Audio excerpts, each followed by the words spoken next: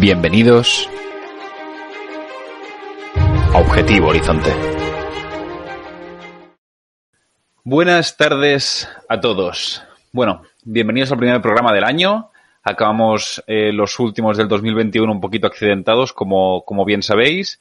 Y nada, empezamos este 2022 aquí en Objetivo Horizonte y hoy vamos a hablar, bueno, a los que seguís todo el contenido en redes sociales ya lo sabéis, de Atenas. Es una ciudad que mucha gente desconoce, sobre todo a nivel de escapadas, y creo que es muy interesante. Nos encontramos muchas veces con que pues hacemos escapadas de 1, 2, 3 días a diferentes ciudades europeas y siempre estamos pensando en Londres, París, Budapest, Roma, otras ciudades así, y Atenas la verdad es que siempre ha pasado bastante desapercibido en este aspecto, así que he decidido realizar un poquito el programa en esa línea para ver que os pueda aportar ideas por si estáis pensando en hacer una breve escapada de fin de semana. Empezamos el programa como siempre. Vamos a tener muchas cosas, vamos a comentar también noticias de la semana. El programa aquí viene cargadito, vamos a hablar de Atenas. Atenas, sobre todo desde el concepto de una escapada, también se puede utilizar pues toda la información que vamos a dar Atenas al final es la puerta de entrada para cualquier viaje a Grecia, así que bastante cargadito. A los que, seguíais un poquito todo el tema de antes de fin de año, sabéis que no pude ir al viaje de Venecia porque, mi compañera finalmente dio positivo en COVID. Desgraciadamente tenía también un viaje preparado a Granada y pasó exactamente lo mismo, pero esta vez conmigo. Yo también di positivo, así que finalmente tampoco pudimos ir. Y al final, estamos los dos bien, que es lo importante. Y ya con salud. Finalmente la semana que viene, gracias a Dios, podré hacer el viaje a Venecia. Así que ya os explicaré un poquito las experiencias. Intentaré hacer el directo el lunes o el martes antes de irme, porque me voy el miércoles, y así, si intento solucionar al menos lo de la imagen, pues mejor que mejor. ¿De acuerdo? Así que nada, vamos a empezar con las noticias de la semana y, como siempre, soy Alex Tom Bosch. Bienvenidos a Objetivo Horizonte.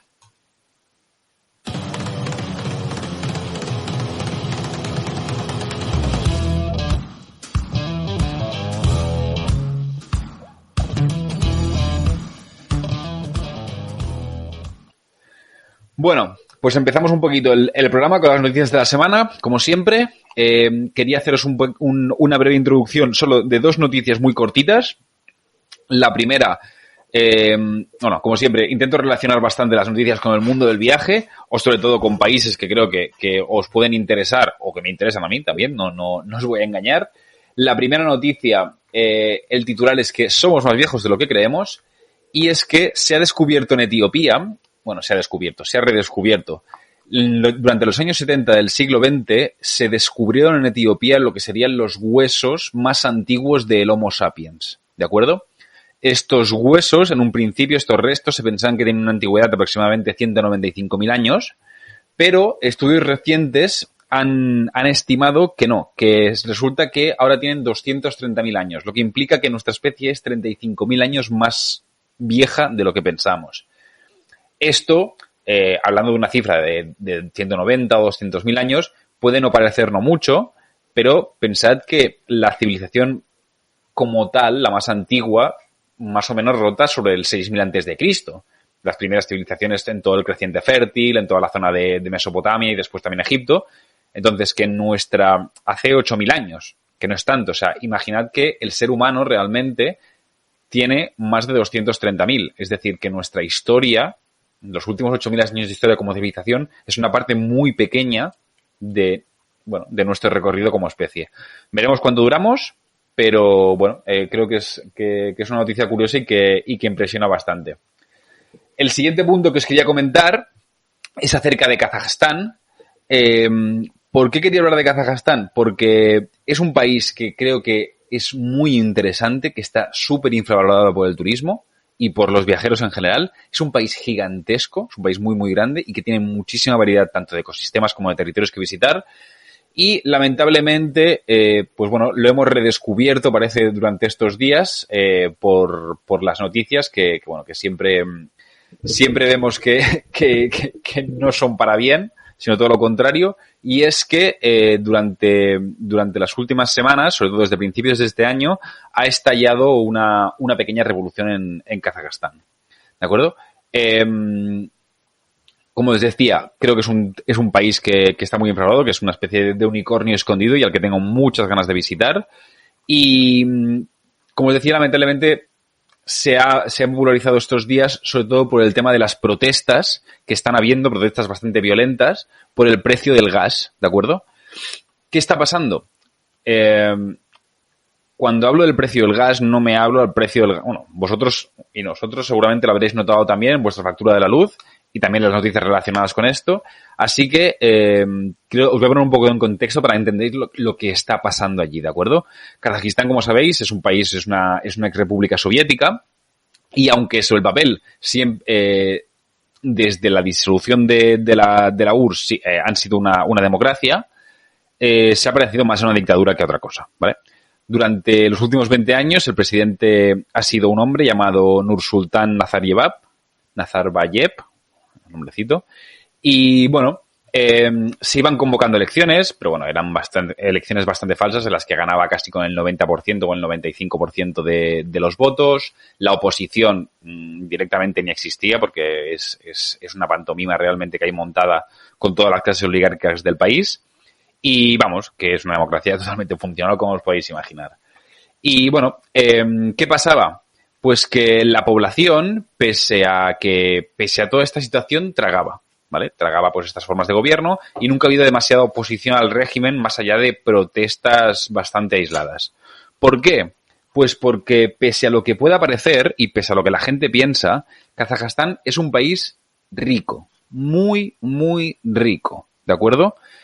Se trata de el primer productor de uranio del mundo, eso por un lado, que es un material que es muy cotizado en todas las bolsas y es muy importante además para la generación de energía nuclear, por ejemplo, aparte de otros usos no tan benevolentes.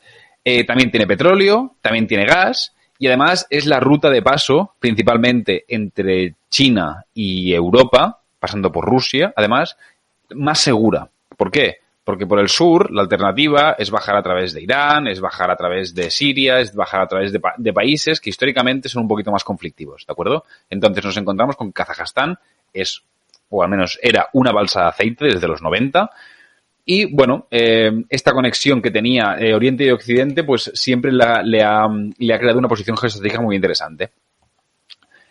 ¿Qué pasa? Con todos estos recursos que tenía, ¿de acuerdo? Ya estamos viendo, ya estáis viendo pues que a nivel de recursos es un país muy rico. Aparte de que están manteniendo unas tasas de crecimiento muy importantes, el gobierno durante todos estos años lo que ha hecho es subvencionar, ¿vale? Subvencionar muchas cosas. Da muchas ayudas a la población y con esto al final, bueno, pues mientras la gente estaba bien pagada, entre comillas, no había problema. Entre todas estas subvenciones estaba el gas. En este caso, el gas licuado, ¿vale? ¿Qué pasa? Aquí está el gran problema de lo que está sucediendo ahora mismo en Kazajstán. La mayoría de los coches, muchas de las máquinas para la industria que hay en Kazajstán funcionan con bombonas de gas licuado. Coches incluidos. La mayoría de los coches funcionan con este tipo de combustible, ¿de acuerdo? ¿Qué pasa? Desde 2013, desde que estalló también la crisis a nivel financiero, después de 2008 con la quiebra de Lehman Brothers, etcétera, etcétera, que todos conocemos, la producción y los ingresos de Kazajstán han ido bajando paulatinamente, ¿de acuerdo? Esto, a la vez, ha afectado también a la estabilidad económica del propio gobierno y, finalmente, el gobierno decidió retirar algunas de estas ayudas, entre ellas la del gas licuado. Y es justamente esto lo que ha hecho que colmara el vaso y lo que encendiera al final la mecha de una población que, lejos de ser solo un problema de manutención y de recursos, también es un problema de libertades y de democracia, ¿vale? Como os podéis imaginar, no es lo único el gas. La falta de transparencia democrática, la coartación de libertades civiles que hay y que ha habido en el país y que ya provocaron en su día protestas en 2019, pues ha vuelto a florecer, ahora con más fuerza. Y bueno, nos encontramos ahora mismo pues con un panorama de una fuerte resistencia contra la autoridad que por todo el país han habido protestas en muchas ciudades y bueno, bastante violentas, la verdad. Y bueno, es la verdad una lástima. Como mensaje positivo, pese a que los estanes tienen muy mala fama, ¿de acuerdo? Tienen muy mala fama. Realmente estanes peligrosos hay uno y otro que es un poquito raro. Realmente donde más encontramos un conflicto real es en Afganistán. Es un país pues que a lo que nos refiere, a lo que nos interesa a nosotros, que es el viaje. A Afganistán no se puede viajar, o al menos yo no se lo recomendaría a nadie. El resto de países de la región, la verdad es que, o sea, nunca desde la disolución de la Unión Soviética han sido bastante balsas de aceite. El caso que más conozco y del que más os he hablado sobre todo es de Uzbekistán, pero también, por ejemplo, su vecino Kirguistán es un país increíble a nivel de naturaleza. Además, tendemos mucho a unificar todos estos países y nada más lejos de la realidad. Es decir, cada uno tiene una cultura muy, muy diferente, además muy autóctona y muy fuerte. Además de que, bueno, tienen tradiciones que no se pueden encontrar en ninguna otra parte del mundo, desde la parte de Uzbekistán que encontramos, por ejemplo, con la ruta de Samarcanda, todo el comercio de la ruta de la seda y estas grandes madrazas que encontramos, hasta los nómadas de Kirguistán, con sus juegos de caza y de cetrería que son increíbles, los grandes lagos en altura. Y lo mismo podríamos hablar, pues, de Turkmenistán, que es un poquito más especial, Kazajstán, en fin, que son países que siguen siendo seguros, que se pueden visitar. En este caso, pues Kazajstán no, pero el resto de lo que estoy hablando sí. Y bueno, aprovecho también para deciros que hemos empezado ya con la temporada de Uzbekistán. El primer grupo va a salir ya el 19 de marzo y también tenemos otro programado ya para Semana Santa, con ya gente apuntada, que bueno, que son grupos que además que son viajes muy cortitos, entre comillas.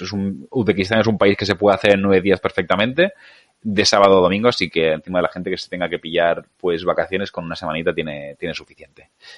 Y bueno, nada más con las noticias, vamos ya con el destino, que bueno, como sabéis, esta semana vamos a hablar de Atenas.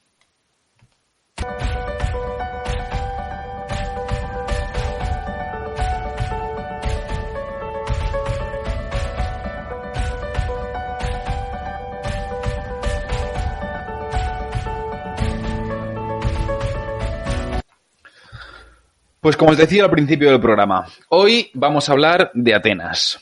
¿Y por qué? Pues porque mucha gente pregunta por destinos de hacer viajes cortitos. Normalmente durante el año los que trabajamos pues no disponemos siempre de todo el tiempo que querríamos para viajar y no podemos hacer grandes viajes. Y Europa tenemos una muy buena conexión tanto aérea como por trenes. Se pueden hacer de las dos maneras, aunque bueno, llegar a Atenas en tren es un poquito más complejo. Y bueno, pues vivimos en un continente que afortunadamente nos permite hacer estas escapadas de 2-3 días y visitar pues culturas bastante diferentes y tenemos bastante variedad. ¿Qué pasa? Que una vez salimos de las escapadas típicas que todo el mundo hace, Londres, París, Roma, Budapest, Luxemburgo, nos vamos quedando faltos de ideas. Y no sé por qué, conozco gente, Praga incluso, conozco gente que se ha ido a capitales del norte de Europa, como Estonia, Tallinn, cosas así, incluso gente que se va a ciudades un poquito más raras, como pueden ser en Minsk, en Bielorrusia, cosas así. Pero Atenas, en este aspecto de hacer una escapada, siempre pasa desapercibida. Y la verdad es que me ha sorprendido y creo que es una buena ocasión para reivindicarla, porque es una ciudad que es increíble a nivel de patrimonio, no tiene que envidiarle absolutamente a ninguna europea, está perfectamente al nivel de Roma. Y bueno, además, siempre la defiendo como que es una ciudad además muy mediterránea a nivel de gastronomía, es decir, que se come genial. Y bueno, pues hoy vamos a hablar un poquito de esta ciudad, de todo el patrimonio que esconde y de los principales lugares de interés que creo que os pueden llamar la atención y que no pueden faltar, yo te lo digo, siempre en la perspectiva de una pequeña escapada. ¿Por qué digo pequeña escapada? Porque como Atenas también es la puerta de entrada y salida normalmente a cualquier persona que quiera realizar un viaje a Grecia, también le puede servir estos consejos, ¿de acuerdo? Esto yo creo que son los must, los obligatorios que todo el mundo debería visitar. Y bueno, al tratarse una ciudad también con mucho patrimonio arqueológico y mucho patrimonio histórico, muchas veces también sucede que vamos a estos lugares y está muy bien ver piedras o está muy bien ver construcciones, pero no nos enteramos mucho de qué va la película.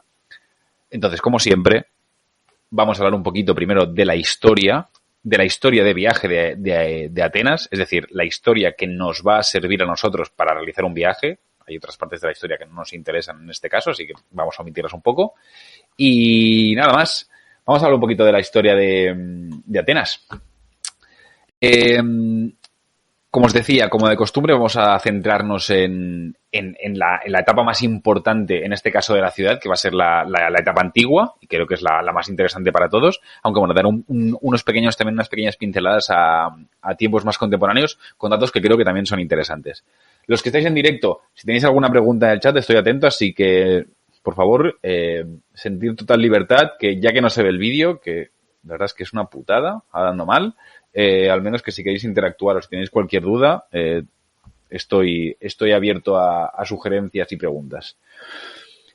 Bueno, empezamos por el principio y, bueno, como os podéis imaginar, la fundación y el origen de Atenas está muy marcado, pues, en un primer lugar por la mitología, igual que el resto de Grecia.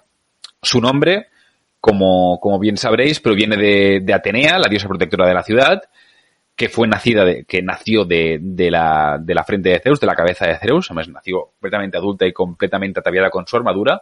Pues Atenea era la diosa de la guerra, de la civilización, de la sabiduría y de la justicia. Y todos estos elementos, aunque parezcan muy dispares, marcarán también mucho lo que será el porvenir de esta impresionante ciudad. La mitología también nos cuenta que Atenas fue fundada por Cécrope, el primer rey de la región de Ática. Ática es toda esta región, esta planicie que hay en esta zona de la península griega. Y bueno, siguiendo un poquito también con la mitología, más tarde Cécrope será Teseo quien unificará todas estas polis que habían bajo el control finalmente de Atenas. Pero bueno, mitología aparte, a nivel historiográfico, la ciudad de Atenas, esta región concretamente, se piensa que ha estado habitada desde el milenio séptimo, es decir, desde el 7000, desde el año 7000 a.C., que es muchísimo, pero bueno, tenéis que tener en cuenta que se encuentra dentro de toda esta curva del levante mediterráneo que, bueno, la verdad es que es uno de los primeros focos de la civilización que conocemos, como os comentaba también al principio. Sobre el año 1400 aproximadamente antes de Cristo, que nos situamos en el momento de máximo esplendor de una civilización que también habitó esta zona que se llamaba Micénica, Atenas ya era una ciudad bastante importante en esta región y con una buena fortaleza en el lugar donde hoy encontramos la Acrópolis, ¿de acuerdo? Recordad que, como hemos visto además en otras construcciones, en otros episodios, este tipo de fortalezas, este tipo de ciudades fortificadas siempre se construyen en una altura. Y, más que nada, porque la gente tiene muy mala hostia en general y no solo pasa en esta etapa del mundo, sino que ha pasado siempre.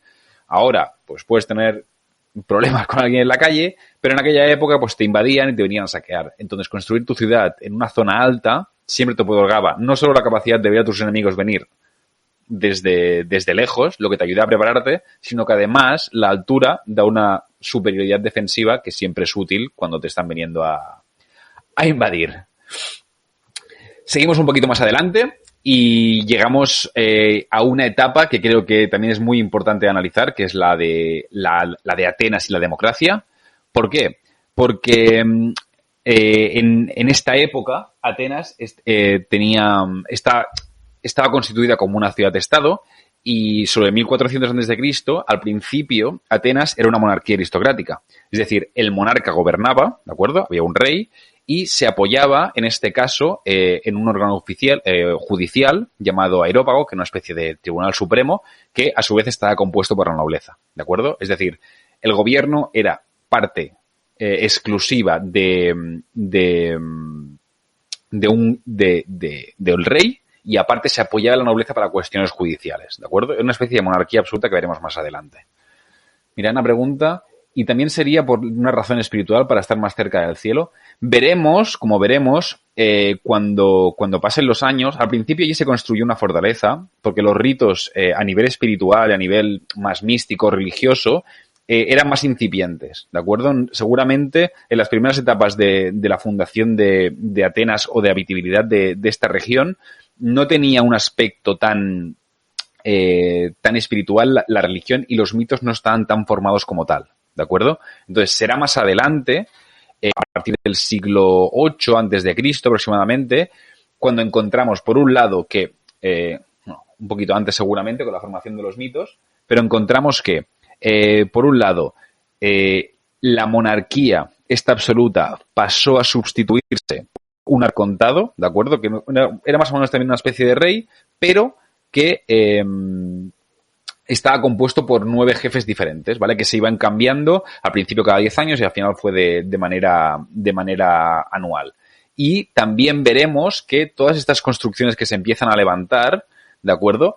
Empiezan a cobrar mucho más sentido. Es decir, la Acrópolis pasa a ser el centro del gobierno y el centro espiritual y ten en cuenta, Ana, que más que por estar cerca del cielo, al final lo que primero intenta defenderse es el poder, ¿de acuerdo? Entonces, si tú tienes un problema defensivo, el pueblo mejor que esté abajo y si tú mandas, tú mejor estar arriba. Entonces, sí que hubo una razón espiritual y es que, ¿por qué se construían el templo de Atenea, el templo de Nike? ¿Por qué se construían arriba? Porque se podían ver desde cualquier parte. Y esto al final te recordaba que quien mandaba estaba allá arriba. Entonces, no sé, yo desconozco si es por estar más cerca del cielo. Yo sé que las construcciones defensivas se debían a eso y que además tienen una función también propagandística. Es decir, que todo el mundo te viera alrededor. Si situáis Atenas o si veis alguna foto, veréis que es una ciudad que es a nivel de extensión es enorme, enorme, y que desde muchos de los puntos de la misma se puede ver la gran colina de la Acrópolis y el Partenón a lo lejos. Entonces, esto al final, a la hora de mandar, siempre es útil. Veréis que sucede lo mismo además en otras construcciones a lo largo de toda Europa, como pueden ser los castillos, etcétera, etcétera, palacios, por ejemplo en Budapest, que hablamos hace unas semanas también de lo mismo, siempre se sitúan en la parte alta y es algo es algo a tener en cuenta. Si ha sido restaurada, lo veremos más adelante, pero sí, porque el estado actual al final es consecuencia de la guerra que hubo entre venecianos y otomanos. Pero bueno, ahora no me adelanto más y sigo hablando un poquito de la historia para que lo tengáis en cuenta. Claro, tened en cuenta que estamos hablando de construcciones del siglo VIII a.C., es decir, de hace 2.500, 3.000 años, ¿de acuerdo? Entonces, que hayan perdurado, la verdad, y que podamos visitarlas, no solo es una suerte, sino que es un privilegio. Pero bueno, como os decía, a partir del siglo VIII a.C., la monarquía había sido sustituida por este arcontado, que en vez de un rey, el poder residía en 9 jefes, los arcontes, y que, bueno, ocupaban los puestos más importantes de poder. Y que, por supuesto, eran escogidos por las familias nobles. Aquí ya vemos que empieza a haber, no una democracia, pero sí que empieza a haber un cierto tipo de poder electivo, ¿de acuerdo? Creo que esto, pese a que lo que veréis no tiene mucho que ver con la democracia, creo que es interesante de entender cuando se visita Atenas, que bueno, que es una de las cunas no solo de la democracia, sino de nuestra civilización europea. Entonces, son bastante nuestros antepasados y a lo que mucha civilización europea y muchas ideas se remontan. Como os decía, esta forma primitiva de gobierno electivo pues fue evolucionando con los siglos, durante los cuales se fueron ampliando cada vez más las libertades y derechos de las clases más bajas, hasta la culminación de este proceso que llegaría en el siglo IV a.C., primero con Clístenes, que daría a la ciudadanía a todos los hombres libres, importante, hombres libres, es decir, no esclavos. Y, se marca aquí sobre todo el momento en que nace la democracia en Atenas. ¿Por qué? Porque eran los hombres libres los que tenían derecho en participar en las decisiones de los gobiernos, ¿de acuerdo? El siguiente gran político, que también supongo que os sonará, será Pericles, y además, este siglo se conoció como el siglo de Pericles, de hecho, y fue quien, que finalmente dio impulso a esta democracia en Atenas. Otros eventos que creo que son destacables de esta época, pues las 2 guerras que tuvo Atenas, en primer lugar contra los persas, la que se llamó las guerras médicas, que ganaron los atenienses, y también las guerras del Peloponeso, que fue contra su archienemiga, como ciudad de estado archienemiga, Esparta, que finalmente, en este caso, ganaron los espartanos y les impusieron, se cargaron la democracia y les impusieron lo que se llamó el gobierno de los 30 tiranos. Seguimos avanzando. Lleguemos a la época de más esplendor a nivel sociocultural de Atenas, que es la que se llamó la Atenas helenística, la época helenística. A partir del siglo IV, ¿de acuerdo? Primero, tenéis que tener en cuenta que nos ubicamos primero con el gobierno de Filipo II de Macedonia y después con el gobierno de su hijo, ¿vale? Que invadió y empezó a controlar Atenas, y después con el gobierno de su hijo, el gran Alejandro Magno, que bueno, seguiría con este control hasta su muerte, y tras la división de su imperio, ¿de acuerdo? Empezó la que se llamaría la época helenística, los reinos helenísticos, y fue en este momento cuando Atenas empezó a ser, bueno, se convirtió en el gran centro tanto de la cultura como de las artes, todo esto por lo que era tan reconocida en la antigüedad. Además, este sería, lamentablemente, el último periodo de esplendor de la ciudad. Y, bueno, también está muy ligado, como veréis, al resto de la región griega. Seguimos un poco más. Siglo II, la ciudad ya quedaría bajo la influencia del Imperio Romano, quien la incorporó dentro de sus fronteras y con quien también compartiría los próximos acontecimientos. Primero, pues la invasión de las tribus bárbaras en el siglo IV después de Cristo, y después, bueno, con la división del Imperio Romano en el 395, que ya quedaría dentro del Imperio Romano de Oriente, perdón. Interesante comentar que, bueno, durante la Edad Media tampoco no creo que haya nada demasiado destacable. Sí que en relación lo que preguntaba Ana sobre si había sido restaurada, en el 1456 la ciudad, con la expansión del Imperio Otomano, la ciudad quedaría bajo el control de los turcos, pero es interesante que unos 200 años después, aproximadamente 250, en el 1687, durante un año la ciudad quedaría bajo control veneciano. ¿De acuerdo? Recordad, como hablamos en el capítulo de Venecia, que fue una potencia naval de primer nivel, pese a ser también una ciudad-estado, ¿de acuerdo? Y tenía muchos intereses en controlar diferentes puertos francos del Mediterráneo, entre ellos Atenas. Atenas, ciudad, desde la Acrópolis, el mar queda un poco lejos, pero era antes un poco lejos, pero ahora con el crecimiento de la ciudad, el Pireo ya se incluye dentro de la ciudad, entonces ese puerto sigue siendo muy importante, aparte de la importancia histórica que siempre ha tenido Atenas. Bueno, pues durante este año, los venecianos luchando contra los turcos, fue cuando una explosión, además del lado turco, destruyó el Partenón. Y quedó en ruinas.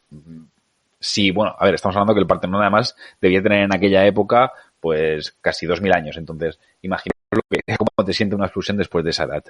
¿De acuerdo?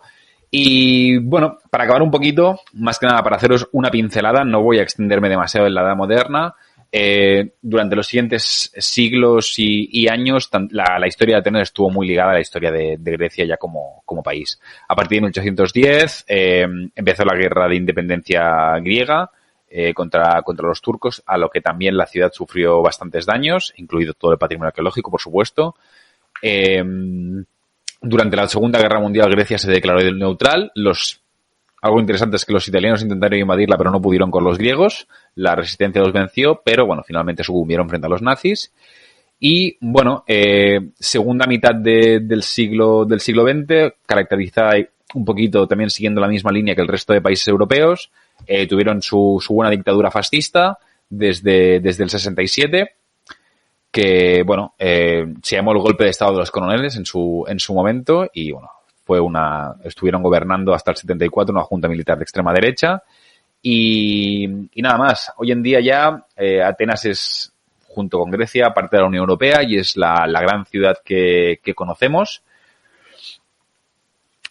Un destino, creo, de primer nivel, además, para todos los viajeros del mundo. Creo que a todos los que nos gusta viajar y todos los que seguimos un poquito el camino de las grandes civilizaciones antiguas, Atenas y Grecia en general, es un destino de primer nivel. Así que, bueno, nada más. Yo por mi parte, yo he estado un par de veces ya en Atenas. La última, de hecho, fue el septiembre del año pasado. Siempre digo lo mismo, Grecia no es un país para hacer un solo viaje, porque la magnitud de todo lo que hay allí y todo lo que hay que ver, ya no solo en Atenas, que también, sino todas las islas que tiene, las diferentes partes a nivel continental, desde la península del Peloponeso hasta toda la zona norte del país, con Tesalónica, Macedonia incluso. Bueno, es realmente espectacular. Pero, como os decía, yo he estado en los dos viajes, he visitado 2 veces Atenas y la verdad es que siempre me da alguna sorpresa. Creo que hoy es una de las capitales europeas con más encanto que se pueden visitar y además creo que es como decía al principio, de las más desconocidas. Y creo además que tiene un encanto que solo se puede encontrar en las ciudades mediterráneas. ¿Por qué? Porque tiene ese punto caótico de un poquito de descontrol y un poquito desordenado que tenemos todos los grandes puertos del Mediterráneo. Y además mezclan se diferencia bastante de otras ciudades, además, como pueden ser la misma Barcelona o ciudades italianas, etcétera, sobre todo por este pasado, además de mucha influencia turca que también han tenido y que siempre han estado muy cerca de esta división natural entre Oriente y Occidente. Y nada, por todo ello creo que es un destino ideal para una escapada, como os decía, aunque no hay tradición de ello. Entonces, ya conocemos la historia, ¿de acuerdo? Así que una vez que ya nos hemos situado un poquito sobre por qué vamos a ver lo que vamos a ver, ¿de acuerdo? Vamos a centrarnos un poquito en lo que yo creo que son los imprescindibles de que visitar, ¿vale? Ana pregunta que una amiga le dijo que era algo complicada por delincuencia. ¿Es cierto? A ver, a mí me hace un poco de gracia porque trabajo también con muchos países latinoamericanos y es una pregunta que me hacen muchas veces. Hay ciertas zonas, ¿vale? Te voy a decir lo que le digo a todo el mundo y que me sirve también de referencia para cualquier otra ciudad, no todas, pero para muchas. Es un poquito de sentido común, ¿vale? Igual que yo no me meto aquí en Barcelona, por ejemplo, siempre digo lo mismo, en la Mina solo a las 2 de la mañana, porque sé que es un barrio que históricamente es conflictivo. Pasa lo mismo en Atenas o con cualquier otra ciudad. Hoy me preguntan justamente lo mismo en el caso de Quito, de unas clientas que se van para allí el domingo. Sí que es cierto que hay algún barrio que es un poquito más conflictivo. Yo, de hecho, he estado alojado en la zona sur de Siri, que la verdad, o sea, no tenía muy buena pinta. A mí no me sucedió absolutamente nada, ¿de acuerdo? Que hay que ir con un poquito más de ojo en las zonas más turísticas, pues seguramente deben haber carteristas, etcétera, etcétera. Sí, pero igual que la Rambla. Quiero decir, no creo que haya más problema en Atenas que de lo que pueda haber en Barcelona, ¿de acuerdo? Así que en ese sentido, yo las 2 veces que he estado, total tranquilidad, tanto de día como de noche, y la verdad, nunca he tenido una mala experiencia en ese aspecto. Y no solo he estado alojado en el centro, sino que también he estado alojado en zonas un poquito más periféricas y lo mismo. Igual sí que la zona del Pireo es un poquito más fea. ¿Sabes lo que te quiero decir? Que no es tan agradable porque, bueno, es una zona más industrial, así que hay más discotecas, bueno, el ambiente está, sobre todo por la noche, un poquito más enrarecido. Pero aparte de eso, ya te digo, si te estás alojando en Placa, en toda la zona alrededor, más que nada de Monasteriki, no hay ningún problema, al contrario. Yo ni tampoco tuve sensación de inseguridad, ¿vale? Bueno, como os decía, vamos a ver un poquito los más que os he preparado para... exacto, como en toda la ciudad, Ana. En el centro mejor, sobre todo si vas a verla, más que nada, porque también ya verás que te va a coger mejor también para visitar el resto de monumentos. Entonces, es una cuestión de pragmatismo y que además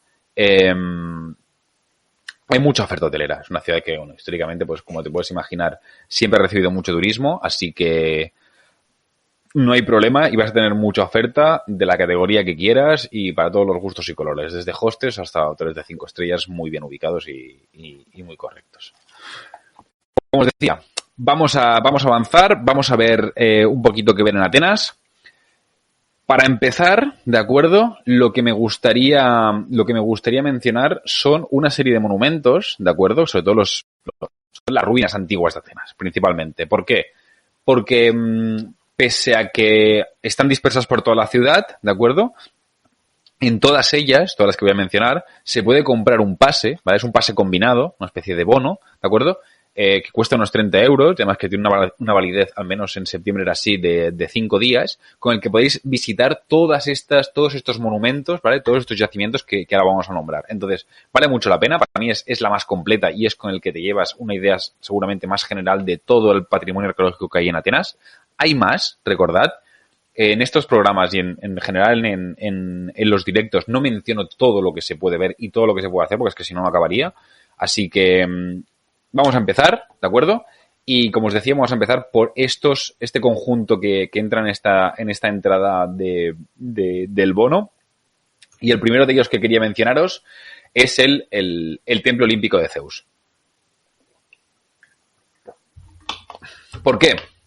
Porque, bueno, como le comentaba Ana también, si nos alojamos en el centro, que es lo más habitual, tanto en la zona de Placa como incluso Sirio, lo primero que vamos a ver es el Templo Olímpico de Zeus. ¿Por qué? Porque aparte de que los autobuses, por ejemplo, que vienen desde el aeropuerto paran muy cerca y es muy fácil verlos, se trata del que es bastante característico, ¿de acuerdo?, del centro, y se trata además del que en su día fue el templo más grande del mundo. La construcción original es del siglo XI a.C., aunque se tardó casi 700 años en acabar, ¿vale? Y sería de la mano del emperador Adriano. Con los años, además aquí mencionabais en el chat alguien sobre las catástrofes, con los años, aparte del deterioro pues, que hubo del templo, durante la Edad Media también hubo un gran terremoto en Atenas y, bueno, pues por todos estos años y todas las catástrofes, guerras y el ir y venir de la civilización humana, hoy en día pues podemos ver solo parte de su estructura. Para mí es muy interesante, además es un buen primer aperitivo de lo que vamos a encontrar en la ciudad. ¿De acuerdo? Nuestra siguiente parada va a ser el Ágora Antigua o el Ágora griega. ¿Por qué? Porque digo antigua y digo griega porque hay dos ágoras que visitar, ¿de acuerdo? Y en este primer lugar vamos a ver el Ágora griega. El Ágora era el centro político, económico y cultural de la ciudad, ¿de acuerdo? De cualquier polis griega, y en este caso de Atenas pues no fue diferente. Era el lugar donde se encontraban los mercados, los tribunales, además de la mayor concentración de población del día a día. Aquí es donde viene la gente pues a hablar, a discutir, a comerciar, etcétera, etcétera. De este ágora, ¿de acuerdo?, destaca en primer lugar pues el templo de Hefestión o el templo de Éfesto, que además es uno de los mejores conservados de toda la ciudad a nivel de templos. Está dedicado al dios de los herreros, de la forja y de los metales. Y bueno, teniendo en cuenta que hemos dicho que era aquí donde se desarrollaba toda esta actividad comercial en la ciudad, pues tiene lógica que esta construcción, sobre todo, bueno, porque está dedicada principalmente a los artesanos, que era quien se juntaba en esta zona. Además, si seguimos avanzando en el recinto, llegaremos también a otro de los espacios más representativos, que es el llamado Stoa de Átalo. Se trata de un edificio inmenso, encolumnado, que actúa además como frontera natural del mismo ágora. Durante el siglo II, este edificio era un mercado, ¿vale?, que estaba completamente repleto de tiendas por dentro. Y la verdad es que el edificio ha sido restaurado, pero sigue impresionando muchísimo, es espectacular, sobre todo por la gran cantidad de columnas que tiene y por la impresión que nos da desde fuera. Y hoy en día, además, bueno, dentro podemos ver un pequeño museo del Ágora, que, bueno, siempre os digo lo mismo. Creo que es muy interesante siempre visitar los museos antes de ver el mismo yacimiento, incluso, porque vamos a ir con una idea más formada y con más pinceladas de lo que estamos viendo y por qué. Avanzamos al siguiente ágora, en este caso la ágora romana. Ya hemos hablado de la griega, así que, bueno, toca la siguiente. En este caso, la construcción es de finales del siglo I a.C., por parte del emperador romano Augusto, ¿de acuerdo?, que mandó construir un nuevo ágora. A partir de este momento, el centro neurálgico pues se movería desde la ágora antigua hasta este ágora y también creo que esta visita vale mucho la pena. No hay muchos edificios que han quedado por completo en pie, excepto una pequeña torre que se llama la Torre de los Vientos, que además actuaba como reloj solar natural. Pero el tamaño del yacimiento y la disposición de todos sus elementos te hace, a mí al menos me resultó muy impactante porque me hizo entender la magnitud del lugar en el que te encuentras, ¿vale? Yo no soy muy objetivo, ¿vale? Porque en mi primer viaje, os voy a confesar, yo estaba haciendo el Interrail y de hecho no tenía planteamiento de ir a Grecia. De hecho estaba yo en Rumanía. Y mi siguiente parada en principio tenía que ser Bulgaria.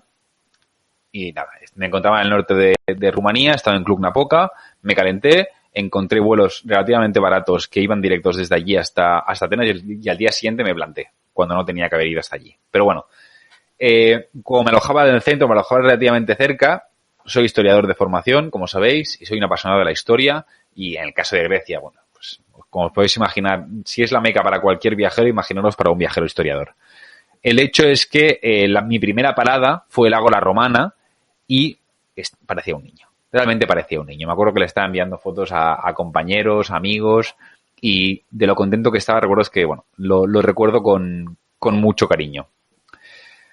Además, no solo por eso, sino también que es uno de los primeros lugares desde donde vamos a obtener una buena visión desde abajo de la Acrópolis, ¿de acuerdo? O sea que, además, el hype que te da, las ganas de conocer, además, el resto de Grecia, pues aumentan. Y esto también va muy ligado a lo que le comentaba también ahora en el chat, a la pregunta de por qué también está en una posición alta. Si te fijas, como hemos dicho, que el Ágora es el lugar donde se reunía todo el mundo y era uno de los centros neurálgicos de la ciudad, vemos que, bueno, pues que es un punto que desde allí pues se viera todo el Partenón, que se viera, bueno, la Acrópolis en general, que era pues el centro económico y político religioso y político de la ciudad. Seguimos avanzando. En este caso a la llamada Biblioteca de Adriano, que la encontramos además muy cerquita del mismo Ágora Romana. Para mí también es un lugar muy importante, no tanto también por la estructura, sino por lo que representaba. A mí me encantan los libros y creo que además que es una de las cosas más bonitas que alguien puede regalar a otra persona. Y por ende también me fascinan las bibliotecas, no puedo remediarlo. En este caso, pues la biblioteca fue construida por el emperador Adriano para poder guardar la enorme cantidad de libros que tenía en su posesión. Y es también conocida por su aspecto original como la Biblioteca de las 5 columnas, ¿de acuerdo? O sea, os podéis imaginar la magnitud del tamaño del edificio. Desgraciadamente no duró mucho, solo 150 años tras su construcción, ya que primero los cristianos la derrumbaron para construir un templo paleocristiano, es decir, las primeras etapas del cristianismo, y más tarde también lo que sería una iglesia bizantina. Es curioso porque, como os decía, pese a que no hay mucha estructura que haya quedado en pie, aunque hay algunas paredes, algunas columnas que, bueno, y los carteles que te ayudan a entender cómo funciona, sí que se pueden ver los diferentes estratos de la construcción de las dos iglesias y, bueno, sobre todo a nivel es muy impactante a nivel de los diferentes suelos, es decir, porque tienes que bajar para visitar el yacimiento arqueológico y ves cómo queda el suelo de la nueva ciudad, la actual de Atenas, bastante arriba. Entonces, muchas veces nos olvidamos de los diferentes estratos y que las ciudades van subiendo de nivel por temas de alcantarillado, por nuevas construcciones, etcétera, etcétera.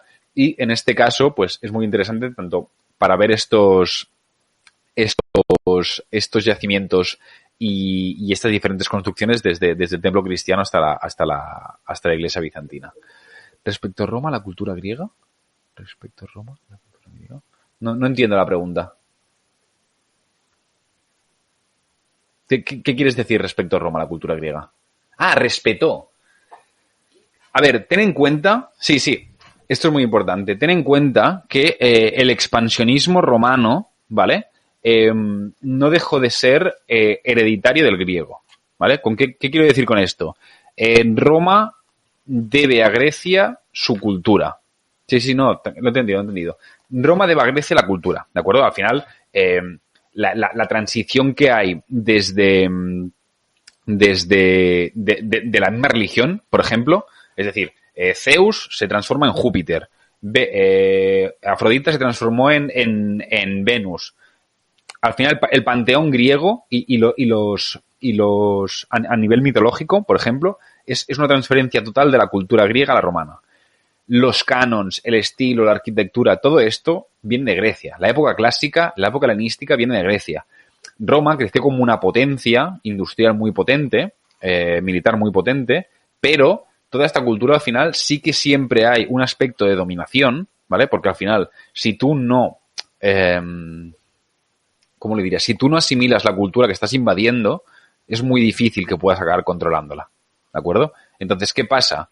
Se suelen hacer, por un lado, aquí es curioso porque fue un poquito al revés, pero como la herencia, sobre todo colonizadora de lo que era, por ejemplo, antes la Magna Grecia, todos estos territorios de ultramar, que habían incluso en la península itálica, toda esta influencia de cultura se traspasó y modificó a los romanos, y después los romanos invadieron por una cuestión militar, ¿vale? Pero el expansionismo al final romano lo que decía era darle la ciudadanía, o lo que hicieron finalmente es darle la ciudadanía a muchos pueblos para sentirse parte y poder controlarlos. Pero bueno, al final también era un poco complejo. Así que, respecto a la cultura griega, sí en parte, mientras no domino exactamente toda esta zona, pero sí en parte. Es decir, todas las construcciones al final y los modos de vida no variaron mucho. No variaron mucho. Sí que variaron las formas de gobierno. Esto no lo respetaron. Pero, al final, los cultos en una sociedad muy ¿cómo se dice? No sé si es polireligiosa el término, bueno, que tenían muchos dioses, no había problemas. Hasta que no se instauró el cristianismo como religión oficial del imperio, era muy normal creer que cada ciudad tenía sus dioses, pero en Grecia y en Roma igual, así que no había problema en ese aspecto. Seguimos avanzando, ¿de acuerdo? Y en este caso vamos a ir a una estructura también que es muy curiosa, que se llama Keramikos, ¿vale? Y para mí creo que también es un yacimiento muy interesante porque muchas veces se pasa por alto, ¿vale? Y a ver, es un yacimiento grande. El Keramikos, en un principio, ¿vale? Era, para empezar, el antiguo barrio de los alfareros de Atenas y que además era el lugar donde conectaba con la que sería la necrópolis de Atenas, ¿vale?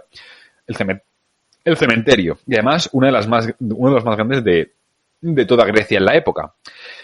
El Keramikos está pegado al ágora, ¿vale? ¿Qué pasó? Eso tiene una explicación. Sobre el 480 a.C. se construyó un muro de protección para el ágora, ¿vale? Tened en cuenta que, como os decía, razones defensivas, ya no solo a nivel de los templos que habían en lo alto de la Acrópolis, sino también el ágora a nivel comercial, pues era un lugar importante y levantaron un muro. ¿Qué pasaba? En aquella época, aquello, además, marcaba los límites de la ciudad, ¿vale? Los griegos, a nivel de tradición y a nivel de cultura, no enterraban a sus muertos dentro de las ciudades, ¿vale? Entonces, lo que hacían, como tenían que enterrarlos por tradición fuera de las ciudades, para ellos fuera de la ciudad era lo que quedaba fuera del muro.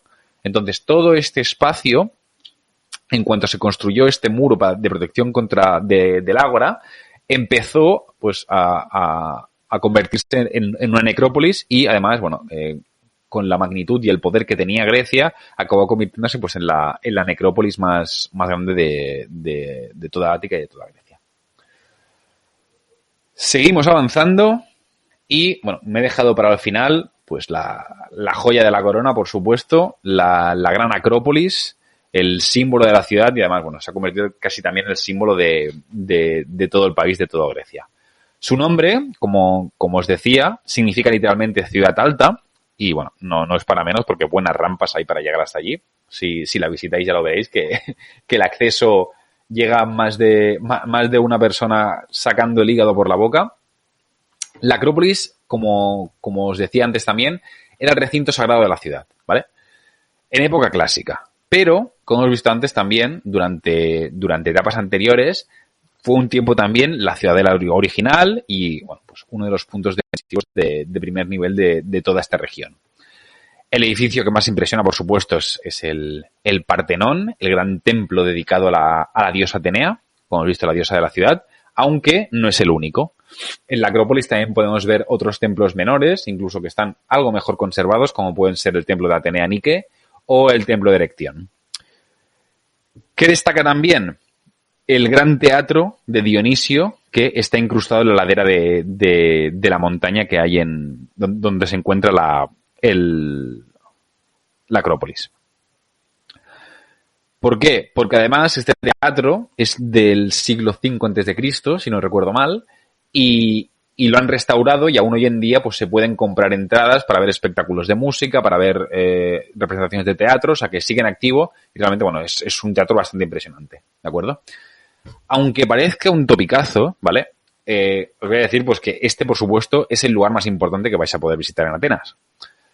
No tanto, o sea, no solo por la construcción, no solo por la historia, por la ubicación del lugar, ¿vale? Creo que hay mucha gente que pasa por alto esto. Es un lugar impresionante. ¿vale? ¿Por qué? Porque vais a tener Atenas a vuestros pies. Y como ya habéis comentado por aquí, es una representación perfecta de la importancia del poder que residía aquí, ¿vale? Es decir, literalmente, quienes residían en la Acrópolis tenían Atenas a sus pies. No solo por eso tampoco. Tenéis que entender que cuando visitáis estos restos, cuando estáis pensando en la antigua Grecia, estamos hablando de una de las cunas más importantes de la civilización europea. Digo una, ¿por qué? Porque somos producto, por supuesto, del mestizaje. Aquí no solo ha habido griegos, sino que nos hemos mezclado desde allí con los persas, romanos, godos, musulmanes, etcétera, etcétera. Pero es una de las cunas de las civilizaciones y es uno de los espejos donde siempre Europa se ha mirado, ¿de acuerdo? En la época del Renacimiento, de recuperar los clásicos, por ejemplo, tras la Edad Media, la época moderna. Es la cuna de la democracia, un sistema que recuperamos muchísimos años después, modificado por supuesto y con otras concepciones aplicadas a nuestro siglo, pero que nació aquí. También algunos de los filósofos más importantes de la humanidad, Aristóteles, Sócrates, nacieron también en esta región y fueron cultivados en esta región y con ideas que aún hoy en día siguen vigentes. Entonces, entender esto te da te da una perspectiva sobre la importancia histórica que tiene no solo Atenas, sino toda Grecia. Y bueno, creo que para mí es uno de los puntos más significativos que entender a la hora de visitar Atenas. Pero no todo van a ser piedras, ¿vale? Os quiero hablar también, ahora, para acabar, de un par de recomendaciones personales para disfrutar también de la ciudad, porque si os habéis cansado de la historia, que seguramente eso pues es imposible, también hay otras cosas que visitar y además con mucho encanto. Para empezar, quería hablaros de uno de los barrios más emblemáticos de la ciudad, del barrio de Plaka.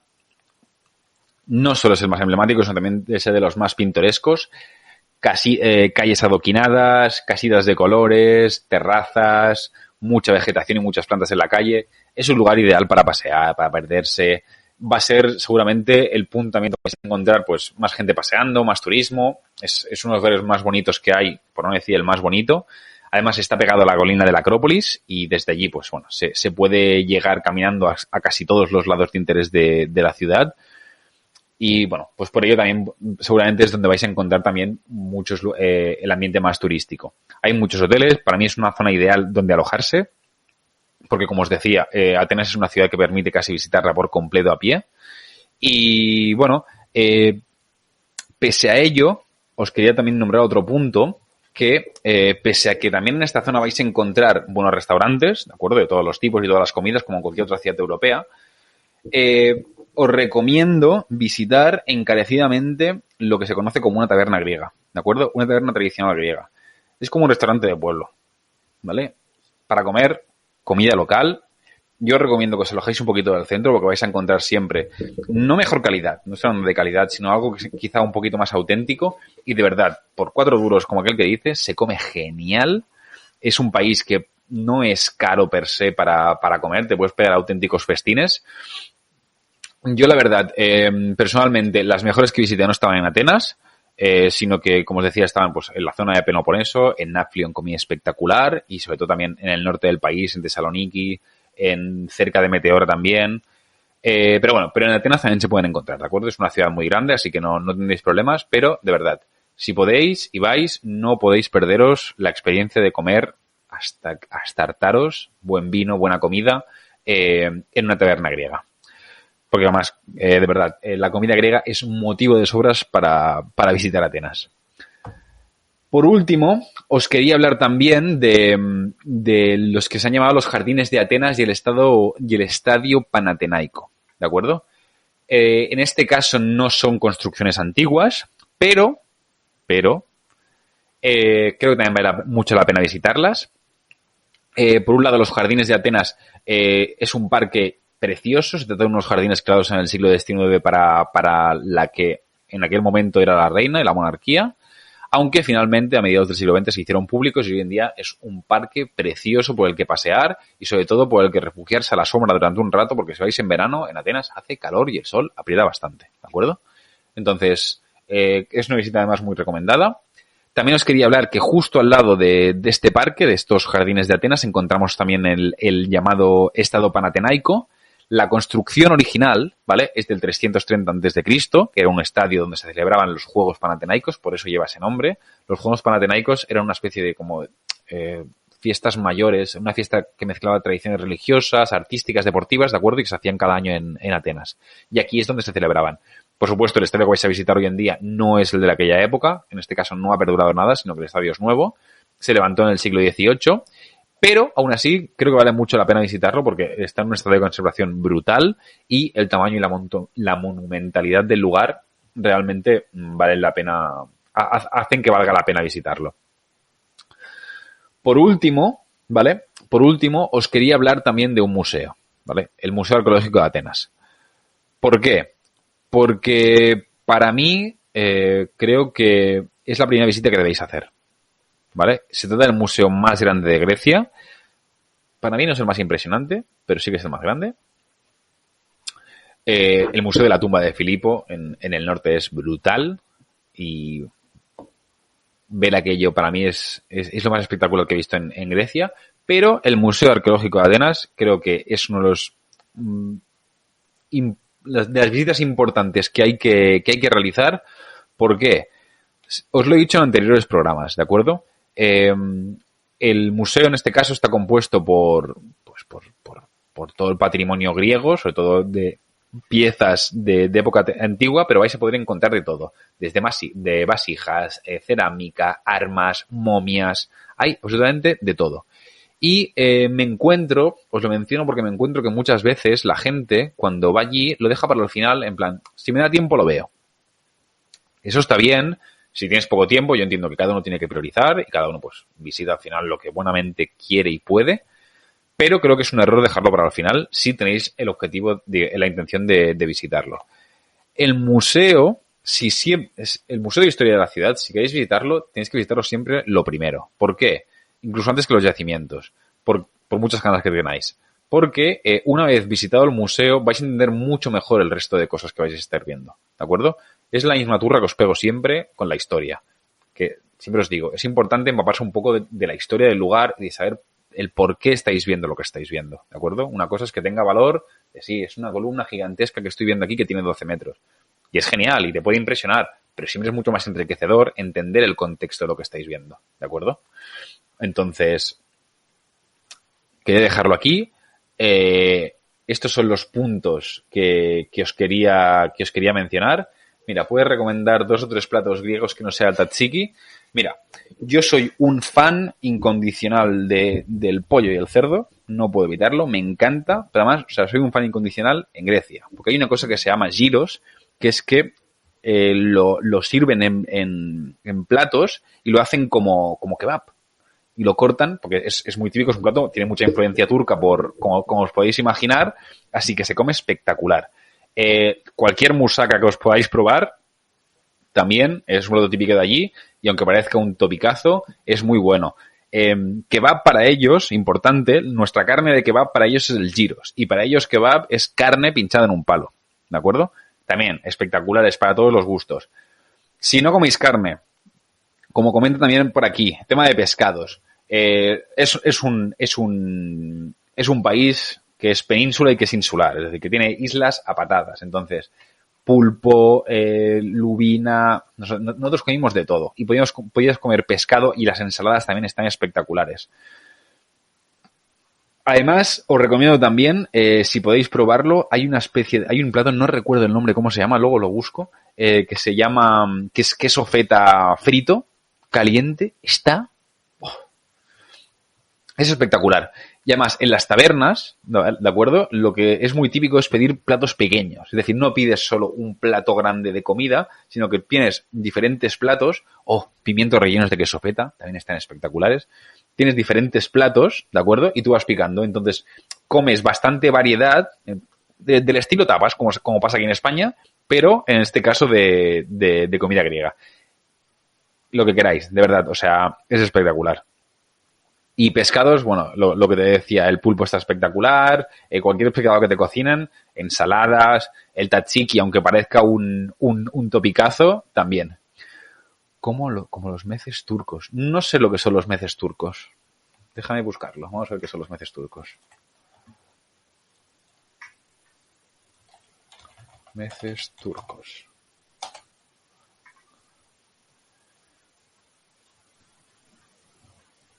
Ah, aperitivos típicos de Turquía. Sí, exacto. Pues sí. Exacto, Ana. Sí. Es decir, o sea, te pueden poner perfectamente una mesa así, con muchos platos.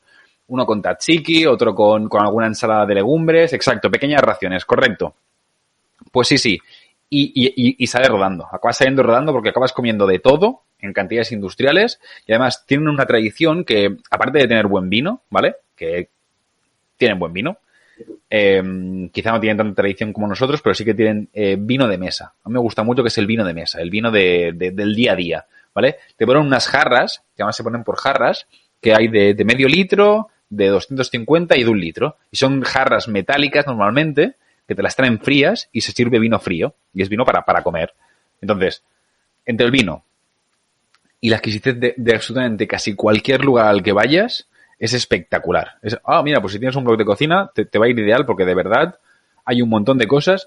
Yo, además, que soy celíaco y normalmente tengo problemas en casi todos los lados aquí, excepto con el pan, que bueno, mi compañera me daba el feedback, que también es brutal. Si podéis comprar pan allí, también hay un montón de panaderías artesanales donde se ve que se puede comer muy buen pan. Aquí no os puedo dar la opinión personal porque el pan es como mi kriptonita. Pero por lo demás, la verdad, espectacular. Espectacular. Para acabar, ¿vale? Para acabar, vamos a acabar con la sección de objetivo de nuevos horizontes. Como siempre, os pongo bueno, no lo vais a ver porque no se está viendo la imagen, que es una putada, pero bueno, os voy a dejar igualmente para el vídeo de YouTube, os voy a dejar la portada de la secta que llamamos.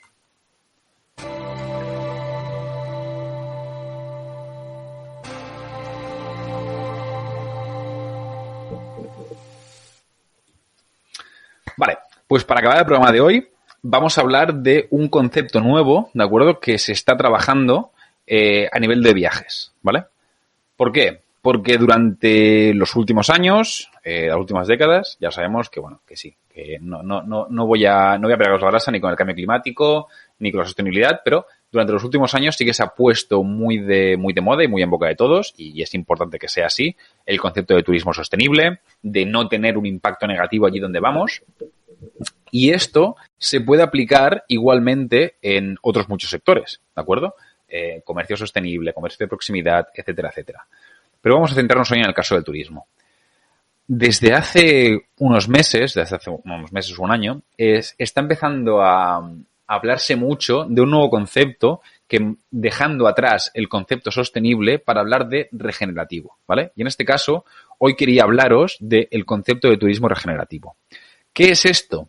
Es dar un paso más allá, ¿vale?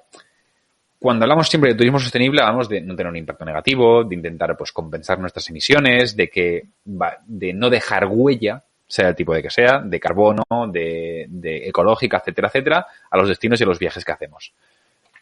En cambio, el turismo regenerativo va un paso más allá. El turismo regenerativo lo que tiene es la intención no solo de no tener un impacto negativo por parte del viajero en el país o la región que visite, sino que además consiste en dejarla mejor de como te la habías encontrado, ¿vale? Como os decía, es un paso más en este camino hacia la sostenibilidad y creo que es un concepto muy importante porque se intenta revertir la gran huella que tiene el turismo, ¿vale? El turismo sostenible, ahora mismo, no es que no sea posible, sino que es que, o sea, por propia definición, tiene un impacto negativo, ¿vale? Hay muchos viajes, los aviones contaminan, la movilidad contamina. Esto, o sea, no podemos negarlo, ¿de acuerdo? Entonces, tanto los viajeros como los profesionales que nos dedicamos a esto, nuestra responsabilidad, igual que la tenemos todos en nuestro trabajo o en nuestro día a día, en el caso del sector de los viajes, tenemos la responsabilidad de que los impactos que generamos con nuestra actividad económica intentemos que sean positivos. No siempre es fácil, ¿de acuerdo? Porque además, esto tiene unos costes. Pero creo que sobre todo desde que empezó la pandemia hasta ahora, que bueno, parece que han cambiado algunas cosas, sobre todo que bueno, hemos acelerado algunas tendencias como puede ser la digitalización, la sostenibilidad también se está acelerando porque estamos viendo que, bueno, pues que el planeta igual no está para tantas hostias y que poco a poco cada vez está peor. Parece que hoy en día sí que tenemos claro que el futuro del turismo tiene que ser sostenible, o si no, no va a haber futuro, ni para el planeta, ni para el turismo mismo, ni para los viajeros, y que además es una tendencia que poco a poco vamos viendo que desde el sector nos demandáis cada vez más vosotros. Es decir, cada vez la gente tiene más preocupación sobre el tipo de impacto que tienen sus viajes, y hay alguna manera de compensarlos. No quieren, se han abandonado ya desde hace bastante tiempo algunas prácticas, como alguna vez os lo he comentado, montar a lomos de elefante en Tailandia. A nosotros, la gente que nos viene ya a la agencia, ya no nos preguntan directamente por eso, porque es algo que no quieren, ni quieren practicar y sí que quieren evitar.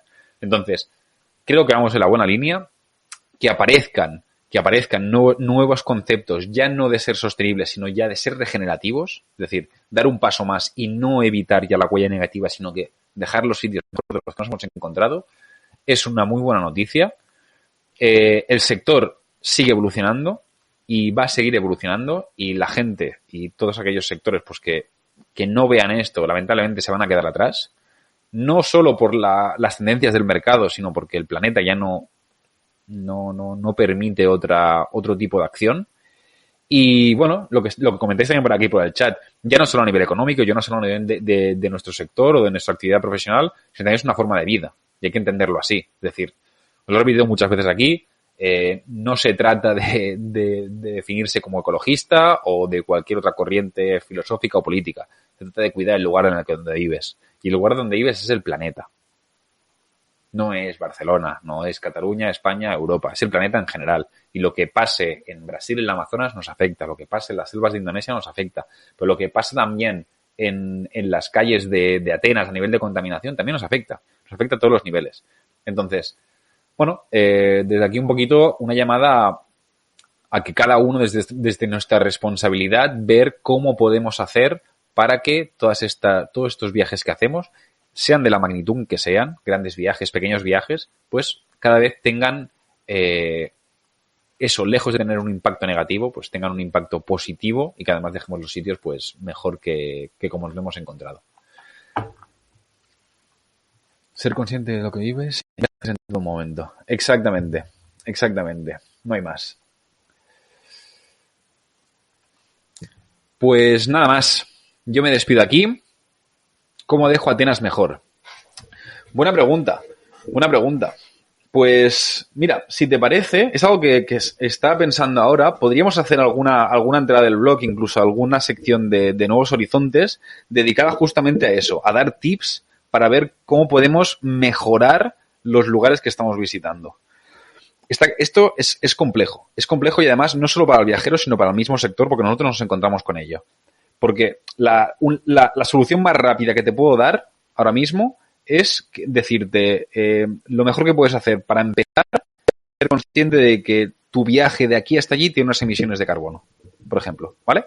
Y que hoy en día la mayoría de aerolíneas ya lo hacen, y si no hay un montón de páginas en internet donde puedes compensar las emisiones de CO2 que tienen tus viajes.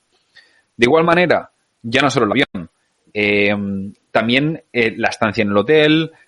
Hay calculadoras, la voy a dejar, voy a haceros un artículo también para que lo tengáis. Hay diferentes calculadoras en internet que ya te permiten calcular ya no solo las emisiones o el impacto de CO2 que tiene el avión, sino un viaje tipo. Es decir, tú puedes decir, pues mira, somos una familia, somos 2 adultos y una niña pequeña, y vamos a hacer un viaje de 3 días a Atenas, vamos a estar en un hotel 3 estrellas,